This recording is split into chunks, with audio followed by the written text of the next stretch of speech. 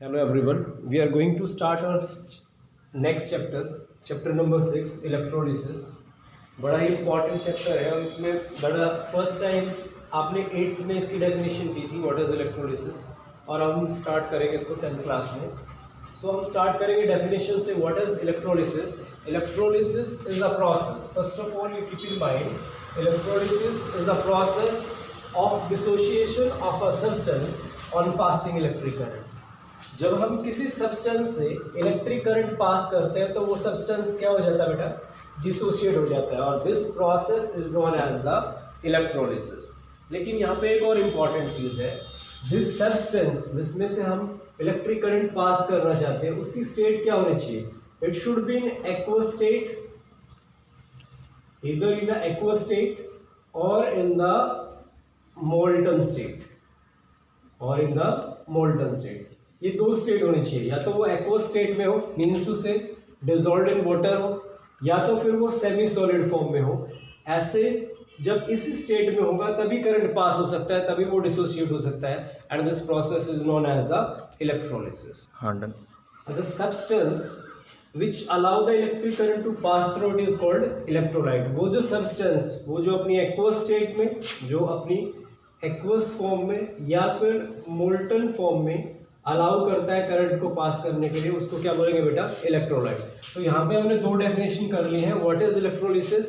Electrolysis is a process, and what is electrolyte? Electrolyte is a substance. तो ये जो keyword है आपको याद रखना है, इलेक्ट्रोलिसिस एक प्रोसेस है और इलेक्ट्रोलाइट इज अ सब्सटेंस। तो इजीली आप डेफिनेशन लिख सकते हो इनकी। What is electrolyte? Electrolyte is a substance which is in its aqueous or molten state allow the current to pass through and get dissociate is called electrolyte। अगर आपसे पूछे give example of electrolyte, जितने भी acids हैं, जितने भी basis और salt हैं, सभी के सभी क्या होते हैं? इलेक्ट्रोलाइट होते हैं। वो अलाउ करते हैं इलेक्ट्रिक करंट को पास करने में। अब electrolytes are two type, strong electrolyte and weak electrolyte. तो आप अगर इसके एग्जाम्पल्स के लिए आप जाओगे, एग्जाम्पल आप ध्यान से देखोगे स्ट्रॉन्ग इलेक्ट्रोलाइट के, जो स्ट्रॉन्ग एसिड है, strong acids, strong bases, they are the example of strong electrolyte। और most probably salt, सारे के सारे salts are the strong electrolyte।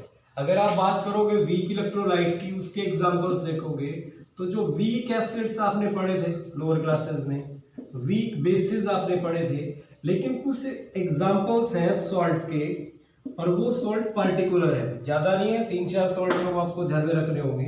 Number 1 ammonium carbonate, number 2 lead acetate, and number 3 mercury second chloride.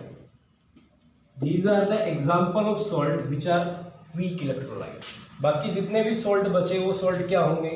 वो salt होंगे strong electrolyte. लेकिन ये 3 particular salt क्या होते हैं? वीक इलेक्ट्रोलाइट होते हैं। आपसे बिल्कुल इंपॉर्टेंट क्वेश्चन वो पूछ सकते हैं कि name the salt which is weak electrolyte.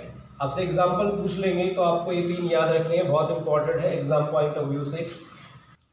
तो बच्चों हम कुछ टर्म्स पढ़ चुके हैं, दैट इज इलेक्ट्रोलिसिस, इलेक्ट्रोलाइट, और नेक्स्ट जो हम करेंगे, जैसा आप देख पा रहे हो, electrolytic cell. So what is electrolytic cell? Electrolytic cell is a device, it is a device which is used to carry out the electrolysis. जिसका काम क्या होता है? इलेक्ट्रोलिसिस उसके अंदर कैरी आउट की जाती है। उस डिवाइस को हम क्या बोलते हैं बच्चों? इलेक्ट्रोलिटिक सेल बोलते हैं।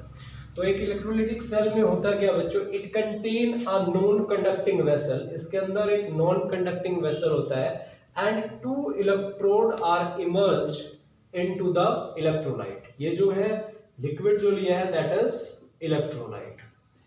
2 इलेक्ट्रोड्स डिप होते हैं इलेक्ट्रोलाइट के अंदर, and these electrodes are connected to the positive and negative terminal of the battery. और जो नेगेटिव टर्मिनल से जुड़ा है उसको हम क्या बोलते हैं? उस इलेक्ट्रोड को, दैट इज कॉल्ड कैथोड। और जो पॉजिटिव टर्मिनल से जुड़ा होता है उसको हम क्या बोलते हैं बच्चों? एनोड। तो इस तरह से आपने देखा कि एक इलेक्ट्रोलिटिक सेल, ये बड़ा इंपॉर्टेंट है आपके लिए, इलेक्ट्रोलिटिक सेल बना होता है। तो what is electrolytic cell? Electrolytic cell is a device which is used to carry out the electrolysis.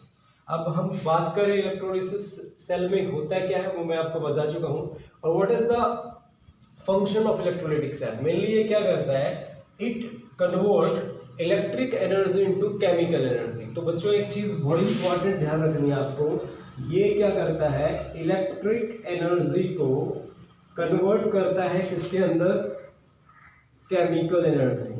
It convert electric energy into chemical energy. तो वो इलेक्ट्रोलिटिक सेल होता है।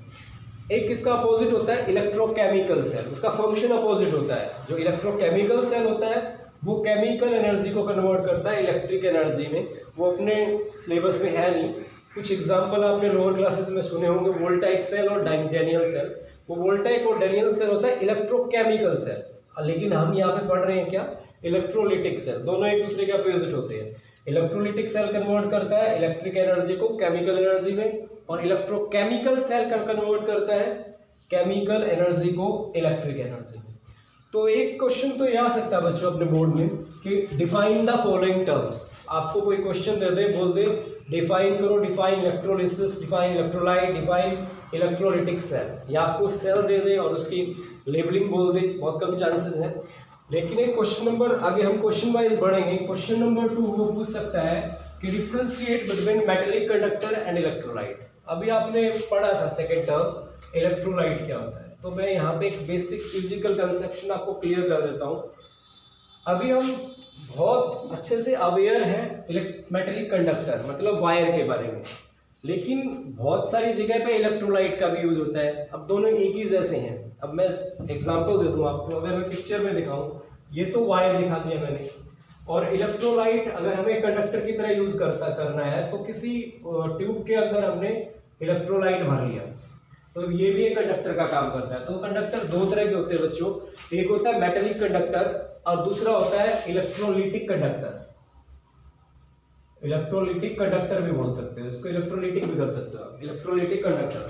तो अगर कोई पूछे जो बेसिक डिफरेंस क्या है मेटेलिक कंडक्टर में और इलेक्ट्रोलिटिक कंडक्टर में, ये आपको इलेक्ट्रोलिसिस को स्ट्रॉन्ग तरह से अंडरस्टैंड करने के लिए भी जरूरी है कि इसको आप समझो।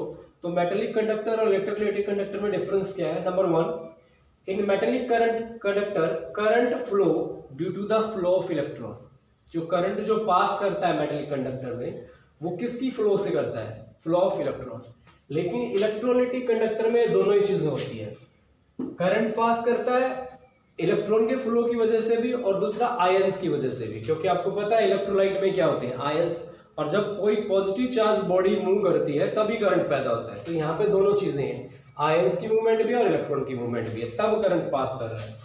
दूसरा पॉइंट है properties of metal and alloy. कहता है जो मेटेलिक नेचर शो करना वो किसकी प्रॉपर्टी है, तो मेटल की है या एलॉय की है। मतलब अगर मेटेलिक कंडक्टर होगा तो वो एक मेटल होगी या तो वो एक एलॉय होगा। अगर इलेक्ट्रोलाइट होगा तो वो कौन होगा, आपको पता है ना, वो आयनिक कंपाउंड होगा। यहाँ पे मैंने बड़े ढंग से बताया आपको कि आयनिक कंपाउंड होगा। तो आप बोलोगे पहले बताया था कि इलेक्ट्रोलाइट तो एक एसिड, बेसिस या सॉल्ट होता है, तो वो सारे के सारे जो एसिड्स होते हैं, बेसिस होते हैं और जो सॉल्ट होते हैं वो सारे आयनिक कंपाउंड से होते हैं, उनमें नेगेटिव और पॉजिटिव चार्ज आयन होते हैं। अगर थर्ड पॉइंट की बात करें बच्चों मेटेलिक कंडक्टर में, it is a physical change. अगर करंट पास करे किसी वायर से तो वो एक फिजिकल चेंज है, क्योंकि ना तो कोई नया सब्सटेंस बनता है और ना ही करंट पास करने की वजह से वायर की कंपोजिशन चेंज होती है। लेकिन ये इलेक्ट्रोलिटिक कंडक्टर या इलेक्ट्रोलाइट, ये जब पास होता है करंट इसमें से, this is called a chemical change. ये एक केमिकल चेंज है, क्यों? क्योंकि इसकी कंपोजिशन चेंज हो जाती है। It dissociate into positive negative ions, वो मॉलिक्यूल में था और आयन में कन्वर्ट हो गया, तो this is a chemical change. Number 4 बच्चों, it is a good conductor in solid and liquid state. अब चाहे वायर को पिघला दो, आप लिक्विड बना दो या उसको सॉलिड फॉर्म में रखो, वो करंट पास कर सकता है। लेकिन इलेक्ट्रोलाइट में मैंने कंडीशन बताई थी जब इलेक्ट्रोलिसिस की मैंने डेफिनेशन कराई कि कोई भी सब्सटेंस तभी करंट पास कर सकता है, अगर वो इलेक्ट्रोलाइट है तभी करंट पास कर सकता है जब वो क्या हो, या तो एक्वस स्टेट में हो या मेल्टन स्टेट में हो। इसका मतलब सॉलिड स्टेट में do not allow the current to pass through. तो ये 4-5 पॉइंट्स हैं जो डिफरेंशिएट की फॉर्म में आपसे पूछे जा सकते हैं metallic conductor and electrolytic conductor. जैसा कि बच्चों हमने पढ़ा जो इलेक्ट्रोलाइट है, these are two types, strong electrolyte and weak electrolyte. हमने एग्जांपल भी किया था, जो स्ट्रॉन्ग एसिड स्ट्रॉन्ग बेस है और सारे के सारे सोल्ट हैं वो स्ट्रॉन्ग इलेक्ट्रोलाइट होते हैं। वीक इलेक्ट्रोलाइट क्या होते हैं, जो वीक बेस है, वीक एसिड्स है और 3 सॉल्ट के नेम बताया था मैंने, वो वीक इलेक्ट्रोलाइट होते हैं। अब एक क्वेश्चन आ सकता है, थर्ड क्वेश्चन में इसको बना दूँ कि differentiate between strong electrolyte and weak electrolyte. तो कुछ पॉइंट डिस्कस करेंगे कि स्ट्रॉन्ग इलेक्ट्रोलाइट और वीक इलेक्ट्रोलाइट में डिफरेंस क्या है। In case of strong electrolyte, these electrolyte allow large amount of electricity to pass through them, to follow through them. और weak electrolyte allow less amount of electricity to pass through them. Clear? ये large amount of electricity pass करता है, ये less amount of electricity pass करता है। क्योंकि large amount pass करता है तो it is a good conductor of electricity, और ये less amount करता है electricity का pass तो ये poor conductor of electricity। अब जब इलेक्ट्रिसिटी पास होती है तो इलेक्ट्रोलाइट का आपको पता है it get dissociated to the ion, क्योंकि ये स्ट्रॉन्ग इलेक्ट्रोलाइट है तो ये कम्प्लीटली डिसोसिएट होगा बच्चों, पूरी तरह से टूट जाएगा। एग्जांपल ले लूँ, अगर 100 मॉलिक्यूल के अंदर से इलेक्ट्रिसिटी पास कर रहे हैं तो 100 के 100 मॉलिक्यूल टूट जाएंगे, मतलब 100 के 100 मॉलिक्यूल क्या होंगे, डिसोसिएट। एक बार के लिए मान लेते हैं हम ये चीज़। दूसरा पार्शियली डिसोसिएट, ये पार्शियली डिसोसिएट करता है कि बहुत सारे मॉलिक्यूल टूटते हैं और कुछ नहीं टूटते। इसके बाद 4th पॉइंट में देखते हैं हम, इट कंटेन मोबाइल आयंस। जैसे डिसोसिएशन होता है इलेक्ट्रोलाइट का, मैंने पहले भी बताया था, तो आयंस बन जाते हैं, तो इट कंटेन मेनली आयंस। लेकिन इसके अंदर क्या होता है, क्योंकि पार्शियली डिसोसिएट है तो कुछ मॉलिक्यूल्स तो आयन में टूट जाते हैं लेकिन कुछ मॉलिक्यूल की फॉर्म में रहते हैं। इसका मतलब it contain ions as well as molecule. ये सबसे इम्पॉर्टेंट टॉपिक है, सबसे इम्पॉर्टेंट पॉइंट है। एक क्वेश्चन पूछा जाता है, आपको दे देंगे वो दे देंगे, a substance contain only free mobile ion, as another substance contain ions and molecules, and one more substance they will give you it contain molecules only। तो वो कौन से सब्सटेंस होंगे आपसे पूछ लेंगे। अगर केवल आयन प्रेजेंट हो, सिर्फ आयन्स ही हो किसी सब्सटेंस में, तो वो होगा स्ट्रॉन्ग इलेक्ट्रोलाइट, और जिसमें ions as well as molecule हो वो होगा वीक इलेक्ट्रोलाइट, और सिर्फ जिसमें मॉलिक्यूल्स हो, ओनली मॉलिक्यूल्स हो, तब वो क्या होगा, नॉन इलेक्ट्रोलाइट। तो लास्ट पॉइंट लेते हैं हम इसका। अगर हम क्या करें, एक सर्किट में इसको सर्किट के अंदर हम जोड़ देंगे इसको इलेक्ट्रोलाइट को और उसके थ्रू पास करें, अगर स्ट्रॉन्ग इलेक्ट्रोलाइट जोड़ेंगे और बल्ब को ग्लो करेंगे तो बल्ब करेगा, ब्राइटली ग्लो करेगा अगर स्ट्रॉन्ग इलेक्ट्रोलाइट है। अगर गिवन इलेक्ट्रोलाइट क्या है, वीक इलेक्ट्रोलाइट है, तो जो बल्ब है क्या करेगा, ग्लो डिमली। तो आपसे पूछ सकता है कई बार कि एक सर्किट में कोई इलेक्ट्रोलाइट लगा है और जो बल्ब है वो ग्लो कर रहा है ब्राइट, तो कौन सा इलेक्ट्रोलाइट होगा। अगर डिम ग्लो कर रहा है तो कौन सा इलेक्ट्रोलाइट होगा। जो टर्म है वो इलेक्ट्रोड होगी।